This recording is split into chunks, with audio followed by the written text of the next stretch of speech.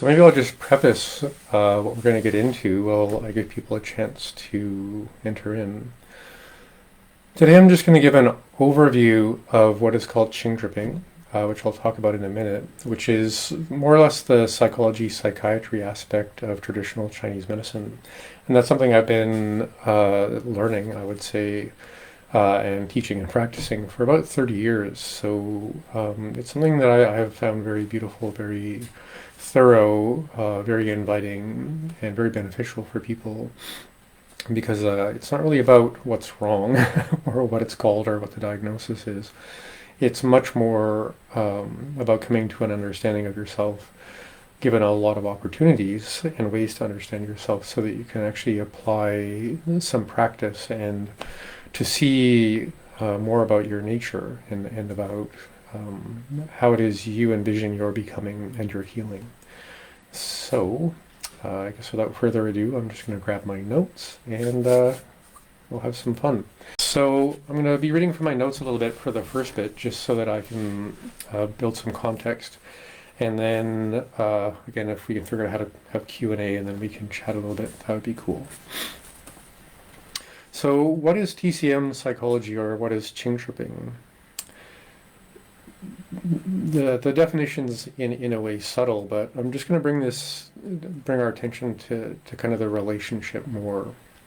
So if you've been through some stuff and things in life, in the sense you've been through some things, you're on a course to a life full of wisdom, experience, and meaning.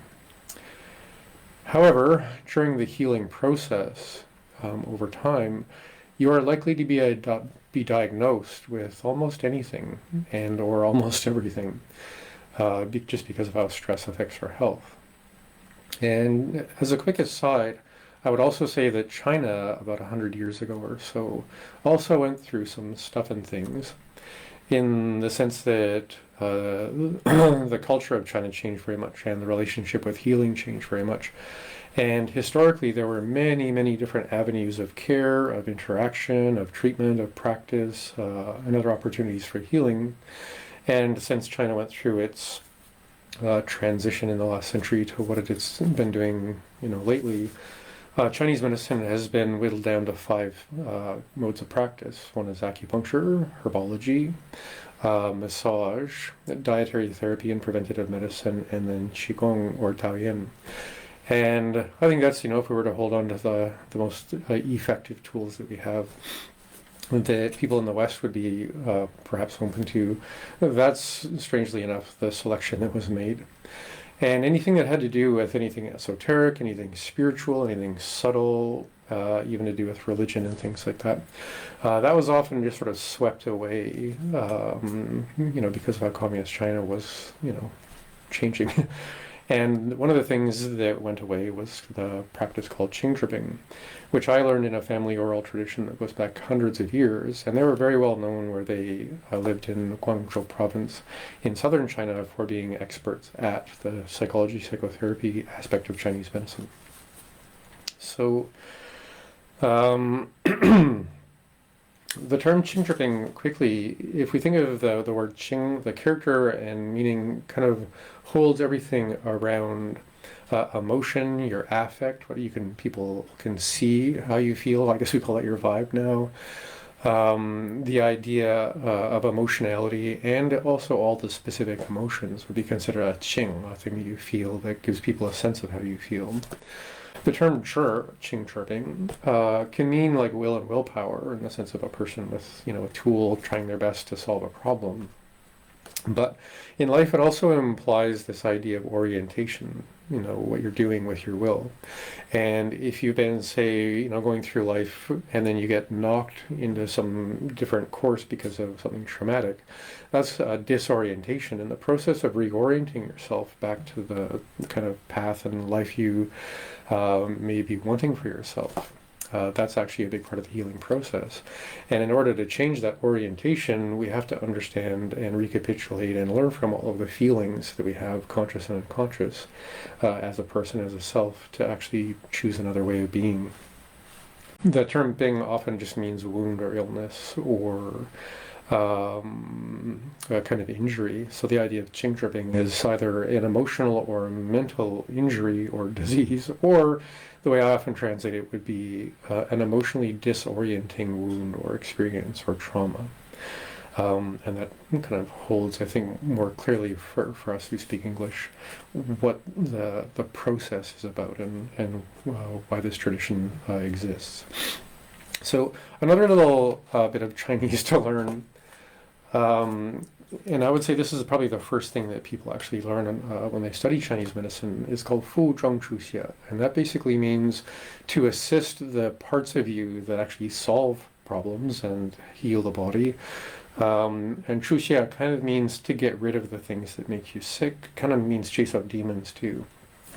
Not that we're going to get into that.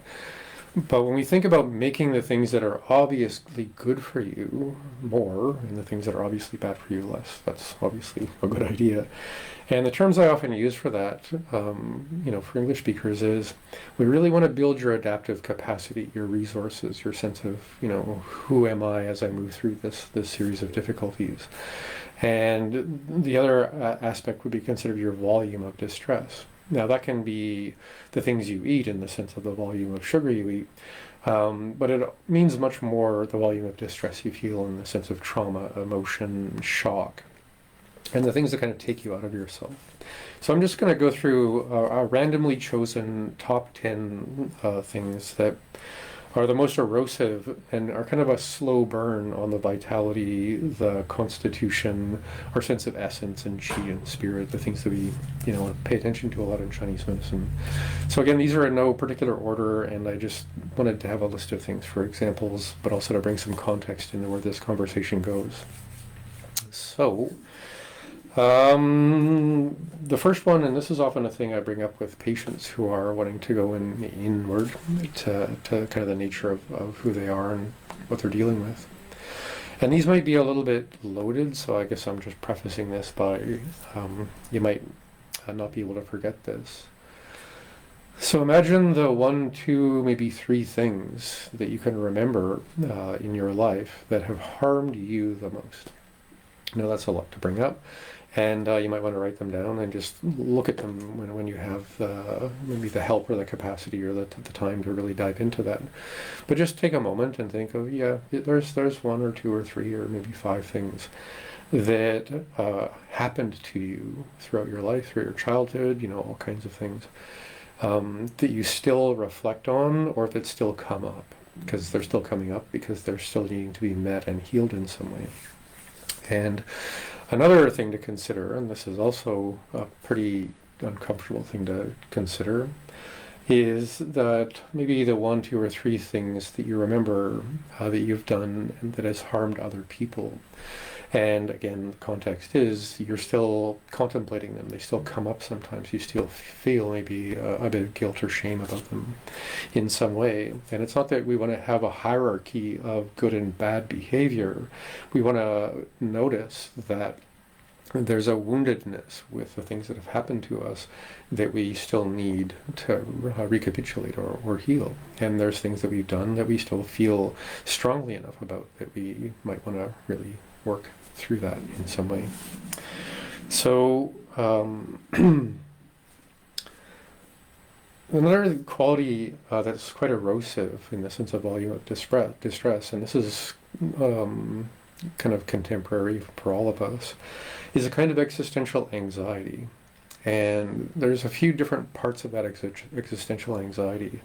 A part of it has to do with rate of change. Now, if you live in a stable culture that has, the same traditions as it's always had, that's very stable and it's not changing.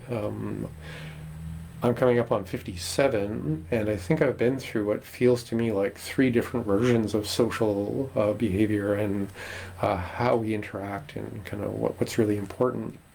How we spend our time, how we send information back and forth, how impatient we can all get.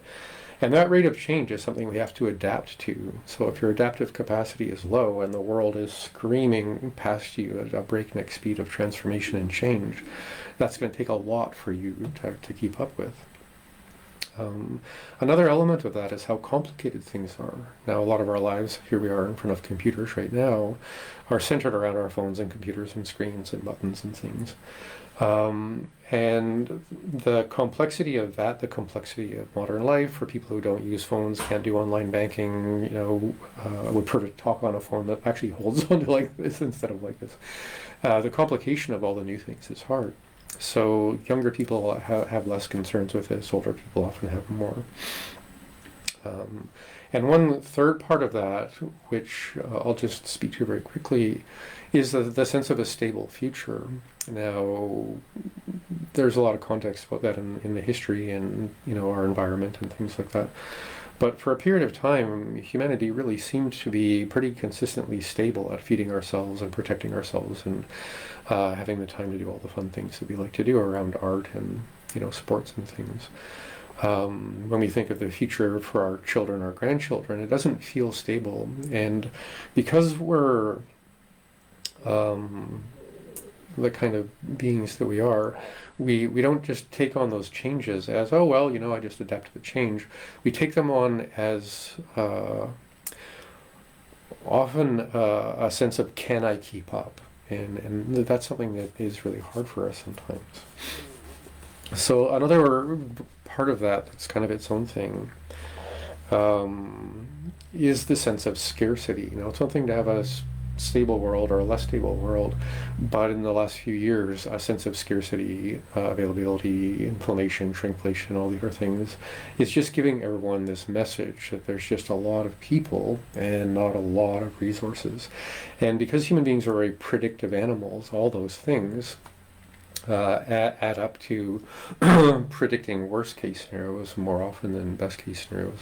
And if you're going through a healing process and the world seems like it's a worst case scenario, that's going to trigger the memories and the way you move through some of the worst experiences you've had. So this is just suggesting our environment right now, the volume and the sense of sound, the volume of distress is just constant messages that there's stressful things abounding.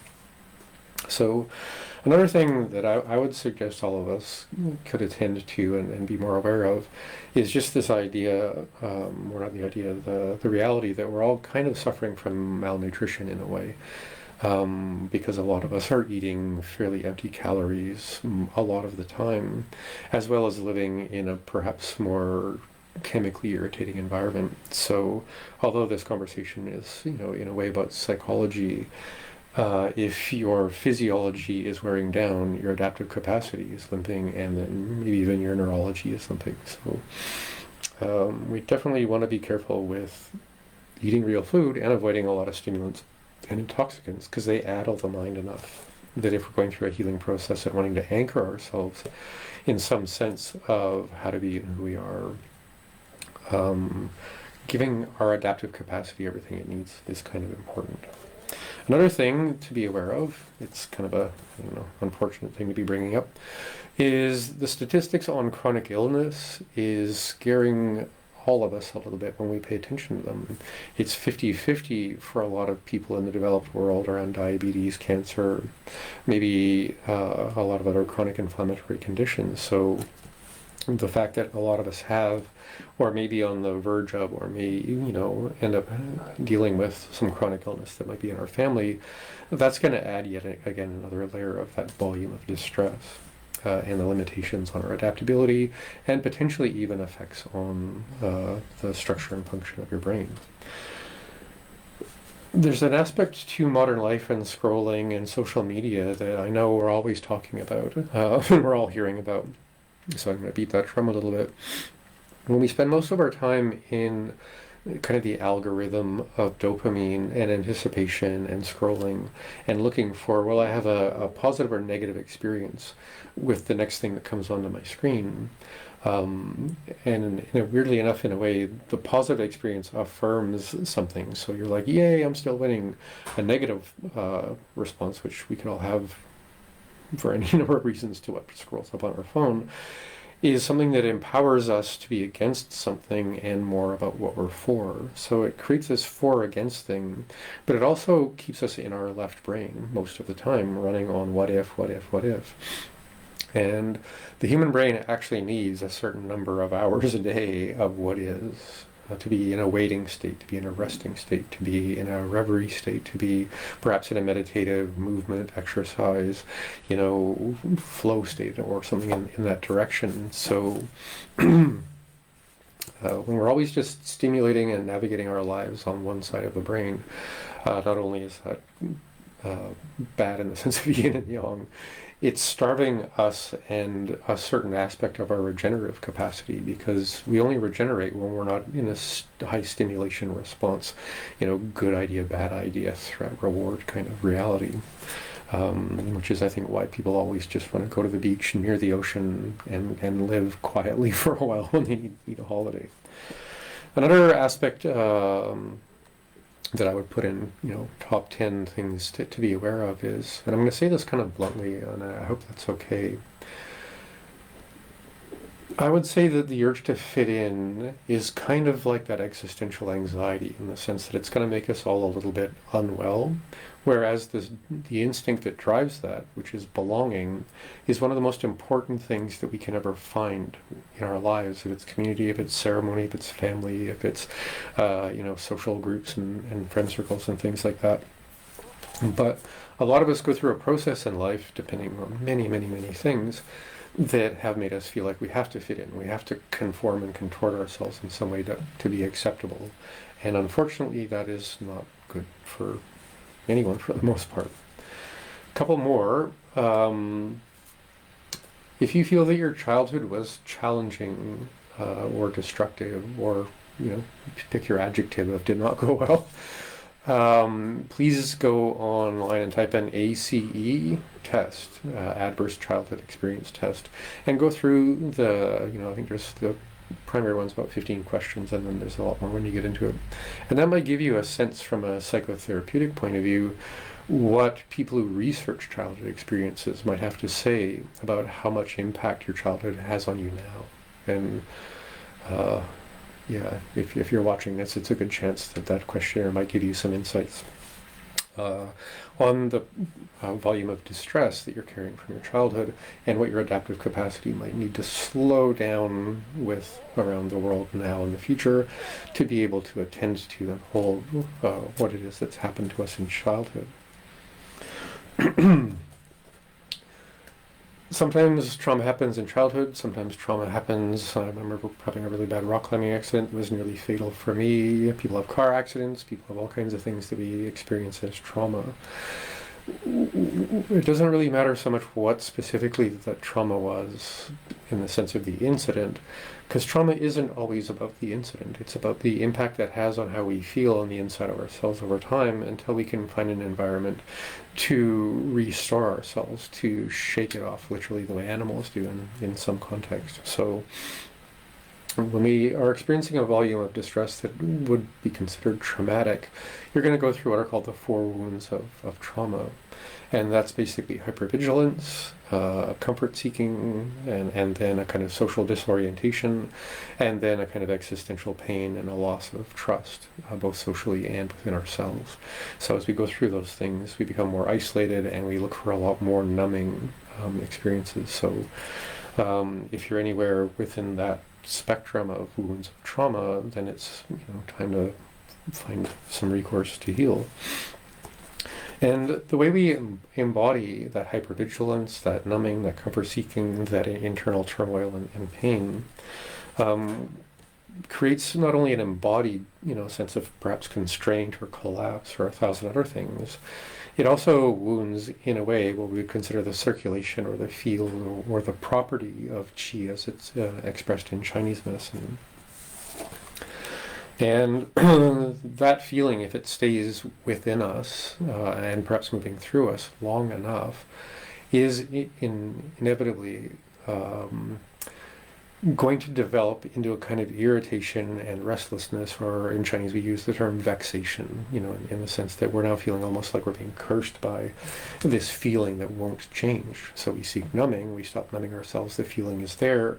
Until we can move through it, we can't. And that's, again, what we often need help. If this doesn't really feel like it affects you directly, then maybe consider for a moment someone that you know that's in that situation, And just take a moment to consider that it's very difficult for a person in turmoil, who's restless, who's agitated, who's got an inner vexation going on, to have all of the wherewithal and the adaptive capacity to actually self-guide a healing process. Now, it's possible. I'm not suggesting that it's not.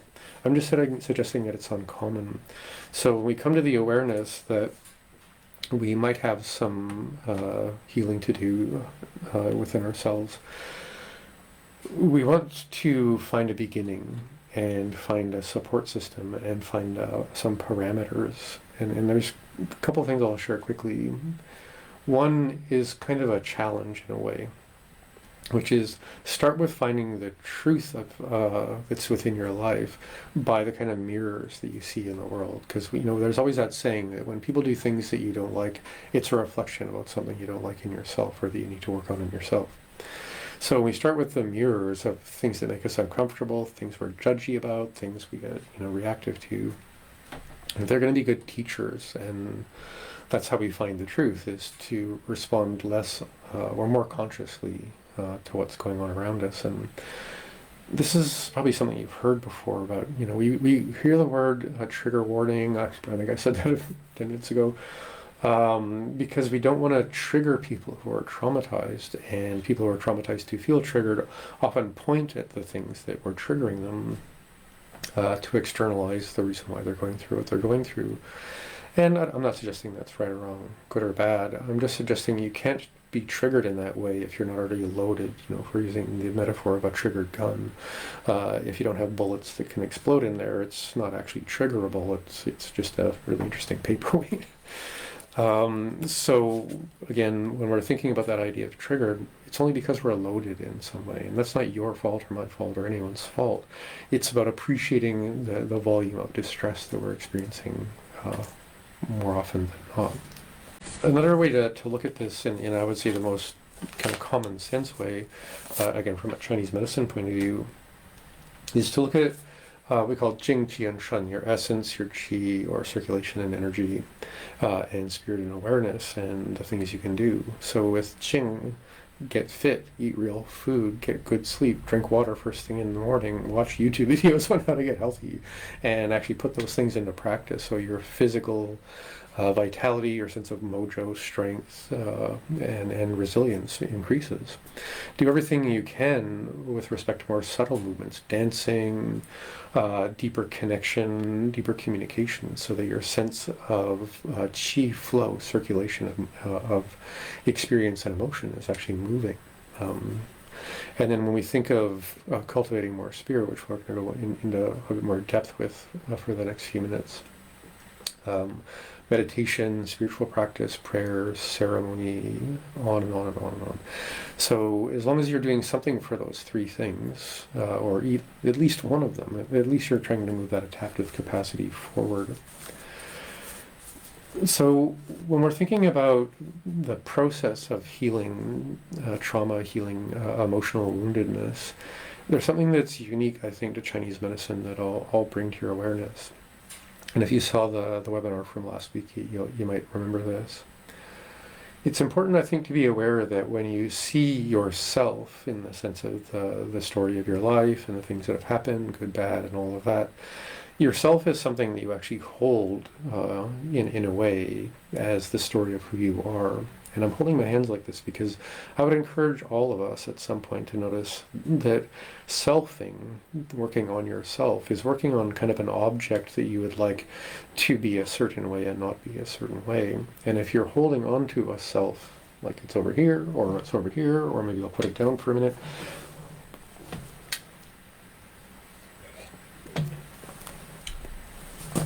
Selfless moment. Oh, here it is. Self. When we're selfing or working on ourselves, who does that? Because you're not the self. And if we step behind that, what actually holds yourself? Well, it's a part of your mind that isn't stuck being busy about your story, your ego, and your identity. So we can bring in a certain aspect of mind.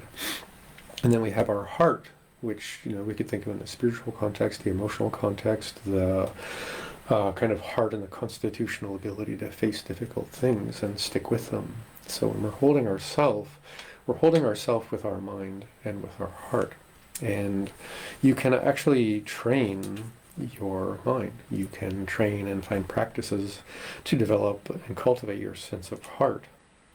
And then when you think of your mind and your heart holding onto a self, it's also interesting to take a moment and go, oh yeah, I have a mind and a heart, because behind that there's something we might call consciousness or spirit that maybe doesn't have a place or a brain and a heart in the way we try and literalize things. It's the aspect of you that's sort of without words but conscious. So when we can think of ourselves as a self and have all those, there's the mind, the heart, the spirit that is holding that self and in a way guiding the work on ourselves. Let's take a moment and think of mind and heart and spirit as your adaptive capacity without words, and that your self is the part of you that deals with the existential pain, and it is the part of yourself that experiences that volume of distress very personally, because it's a self. Now, if you could take a moment, if you want, and just hold your sense of adaptive capacity in the center of your body, and then hold your sense of your volume of distress in your hands. Here's my distress. This is me. That's the self, the ego, the identity. This is the parts of me that are beyond that, before that, and perhaps surrounding that in some way. And notice when your volume of distress isn't you, and you can actually hold it in a way, it's not overwhelming in the same way anymore. It's actually something you might be curious about. You might want to take a break from. You might want to lock it in the bathroom or something.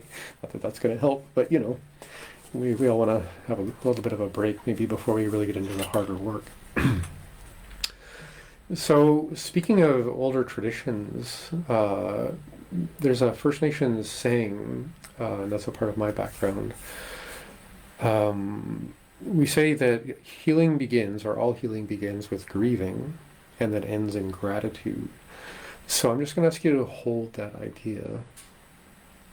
We have to do something we're going to call grieving, and perhaps throughout that process we're going to be so happy with what happens, we'll be grateful, maybe not for the things that harmed us, but for the grieving process and then the healing process, and then the becoming a healed person in that way. We need to have some tools, we need to have some guides, we need to have maybe some elders or some therapists or some other people who are going to be our mirrors, not in the sense of things we don't like, but people we trust enough to allow to guide us, to give us little experiments to try, and things like that. And within that, we also want to have a practice that you could think of as a container. And I'm going to go through quite a list of possibilities in a couple of minutes. So stick around for that. But it's also, I think, a good idea to recognize that as we build a kind of container for working on ourself, remember, working on the self is going to get perhaps to a place where we're okay with that part of ourself. And then you might notice other things. And kind of like those Russian nesting dolls, you might find yourself coming to peace with some parts of yourself and then expanding outwards and bumping into some other parts of yourself that you're unfamiliar with, that you haven't met yet, you weren't ready for. And then you can move through and beyond that condition, of your identity, and on and on and on. And I don't know if there needs to be an end to that. Perhaps there is. That's out of beyond my pay grade or whatever. But instead of trying to fix ourselves, I guess I'm suggesting we consider the value of finding tools to take care of the aspects of ourself that we're ready to meet, and then allow the possibility that there's going to be more of that. There's a part of this practice and process in Chinese medicine that I often use a certain character for. So I'm going to show you the character and then describe kind of how we use this therapeutically, and hopefully that'll be helpful. So this is the character. The character is Zhen. This little middle part here is kind of like a person's face. Hello. And below that is a little brazier, like a happy barbecue that keeps you warm but wants you to keep transforming and growing and perhaps cooking. And on the top of that is something that is refined, that's gone through a process and become more specific in a way. And this describes sort of the unique beauty of every snowflake or every flower, or something you can make with your hands, like a spoon or a knife or something like that, because you could take a stick and refine it into something pointy. So in one sense, you could say you're cooking your identity until refinement happens, or the beauty comes out. So when I'm sometimes talking to people who've been through a lot, I ask them to look at this character, and I'm offering you this in this moment. What crucibles have you been through in your life that have been transformative? How many senses of your identity and self have you gone through that you've left behind so far? And maybe you could write a book about those stories. And maybe in those stories, you could tell us all about what you went through in the sense of how that refined your sense of being, right? Because we need that transformational force that's happening through us and to us. And we get something from that that changes the nature of who we are. Another way to look at this, as we're looking at this character, is I invite you to consider your next crucible, the next thing you're going to apply yourself to completely, with the foresight and the willingness to transform yourself, which may mean the end of certain parts of your behavior or your identity, and perhaps pointing your sense of purpose and refinement in the direction towards the goal or outcome that actually would happen if you went through all of that.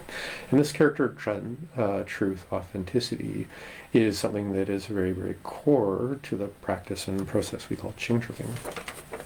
The way we attend to our emotionally disorienting wounds throughout life. So I've always loved that character for being very clear on what it's about.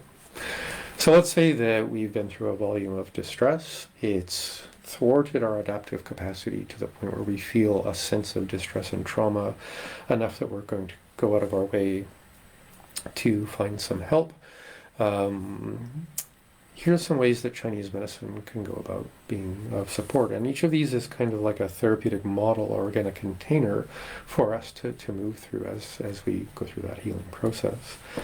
One is kind of like yin and yang, or in First Nations culture we call it being a two-legged, or having a left foot or a right foot, or making sure that we balance the things that take our lives in one direction with things that bring us back, perhaps onto the medicine wheel in the sense of First Nations awareness, which is very similar to how Chinese medicine understands the world.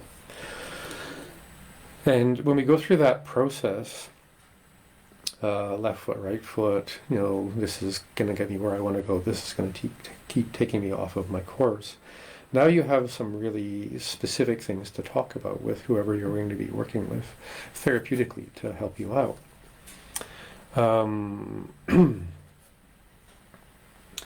You could also think of the two-legged left-right thing as, we have a mind and body, we have our thoughts and feelings, we have a story and a state. So we have just other ways to utilize that left-right part of our awareness to begin the process of going deeper. Another one is called the three selves. So we have a lower animistic, like an actual animal part of our being. We have the person riding the animal, so imagine a person riding a horse, and the relationship between the two of them. They have to take care of each other, or someone's going to end up on the ground or hurt in some way.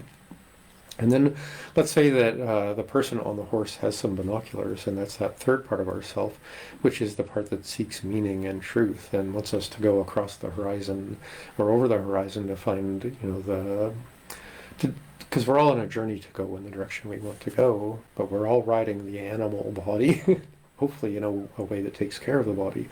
As the rider, we're all limited by the body and how we treat it, and it may thwart our human mind if we don't treat our body very well, and back and forth. If you're having a very, very difficult time emotionally, your body, your horse, isn't going to be happy either. So we have those three selves, and sometimes when we divide up our experience into this is the animal part, this is the part that's the rider, and then this is the part that's about the truth and the horizon and the meaning, then we can take care of ourselves in those three ways more specifically, or we can get clear on what needs the most help right away. Then there's what are called the four constitutions in Chinese medicine, which is just a way to look at your kind of average likelihood for the way your metabolism and your mindset are going to, produce symptoms and or limit your ability to heal. Sometimes we work in Chinese medicine around cognition and really learning to observe the way the mind works and to put little tools and practices in place within the kind of circle of how the mind works.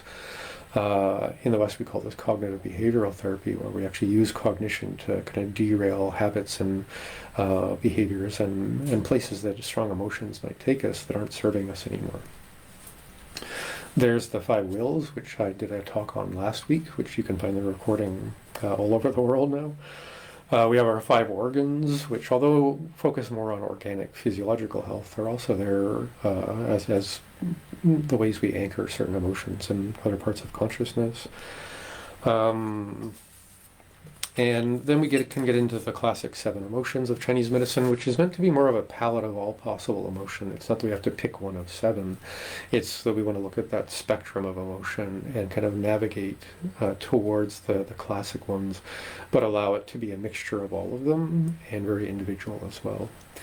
I'm not going to go into this today, but we have our regular meridians, which also have psycho-emotional aspects of growth that are a part of their nature. We have extraordinary meridians, which have profound aspects around your character and other parts of you that it's kind of inborn, which can create some impulses and or sometimes limits with our lives that we can learn more about as we become more aware of ourselves in that way. So, lots of different ways to go about taking care of ourselves.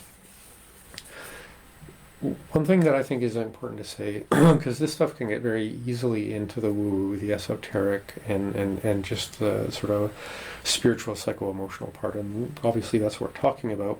But keep in mind that every system of medicine, at least the ones that I've looked at, and that's kind of my job, is to have a sense of all this stuff, because I teach this stuff to people. Every system of medicine that I've come across that works has relief care for the symptoms of what you're going through, no matter what it's called. So when we often think about psychotherapeutic wellness, we think about meditation, counseling, reading good books, going to ceremonies, all kinds of other things.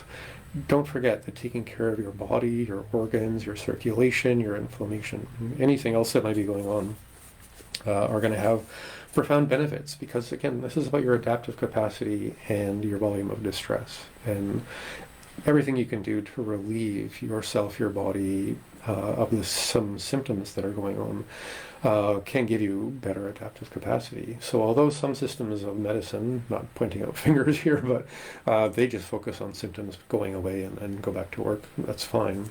Other systems of medicine will focus on making your symptoms less so that you have more energy to focus on why you have symptoms in the first place. And it's not one or the other. And I just really run into this so many times. I just really want to say it again and again. You have to take care of how you feel before you can actually change how you feel, right? Because if you're overwhelmed, you're not going to just say, well, I guess I'm overwhelmed. I must as well just deal with that spiritually. Of course, you have to do that and the rest of the things that make you well. So the one thing I want to speak to quickly, which I was hoping to have more interaction in Q&A, but here we are once again with not figuring out the buttons. We have some emotions in Chinese medicine that are pretty obvious. Sadness, anger, fear, like anxiety and worry, kind of mania, and or just a grounded sense of satisfaction. Again, it's a very big spectrum. But then we have these other couple of emotions. One we would maybe call kind of melancholic grieving, overwhelm. And the other one is kind of a state of fright. Which, obviously, if I did something scary, we'd all jump on hee. And I'll come back to that in a moment. But those are the 2 extra emotions that, we kind of fit in and around the organs in different ways, because Chinese medicine loves patterns. But this is actually really where healing in Qing Zhi Bing starts, because grieving isn't about just being sad. Grieving is the process of coming to a stable relationship with every other feeling, every trauma, every existential angst, every, whatever's going to happen in the US for the next few years. I'm not pro or, anti anyone or anything in that sense. But again, when you think of volume of distress and you want to go through a healing process, if you don't feel like you're in a stable environment that can support your healing, that's going to be more challenging, right? So grieving is the opportunity to be with all of the emotions, and they're going to be a little bit like I don't know if a jack-in-the-box is still a visual metaphor, but you could wind this thing up and then this thing would pop out.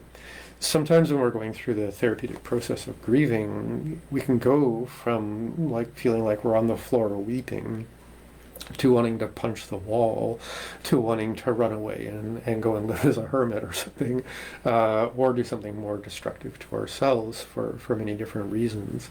So grieving, again, isn't just about typical loss. It's the process we go through to be with the loss of a sense of a stable, autonomous, happy, healthy self, because that's what we've lost. Sometimes we've lost a sense of innocence depending on what's happened to us.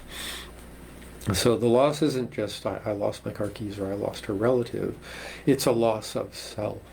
And to grieve that and to take that apart over maybe a couple of years to come to the place where now we are working with individual emotions that are perhaps more specific to a specific event or story or part of the life in the world.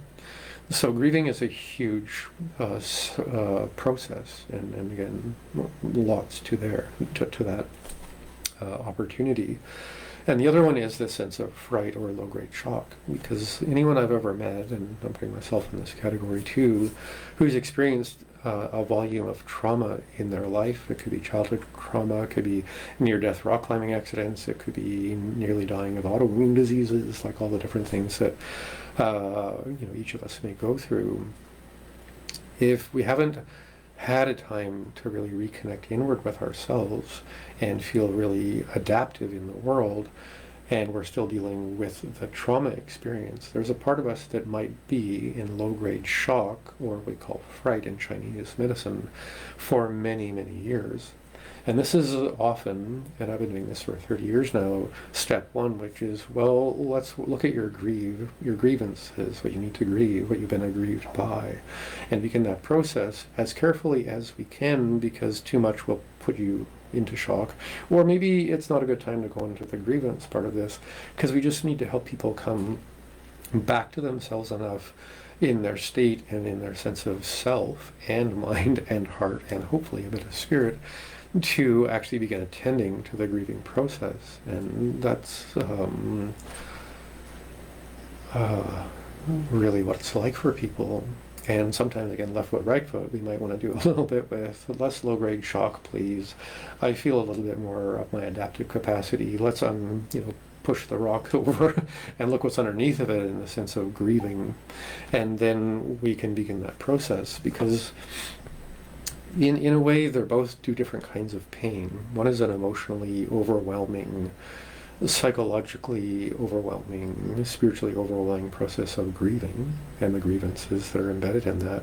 And the other one is so much, in that sense of shock, limits our adaptive capacity, and it limits our willingness, you could say, to actually hold on to the overwhelm and the pain of what we're going through here. And that creates an existential pain of, I can't handle my life, I can't handle my feelings. Maybe I've done things around addiction or dissociation or other things, and that creates another kind of existential pain, because life is overwhelming, which is painful. And some of us as a self, as even as spirit, feel that we have an inability to handle the world, or we haven't got the tools yet.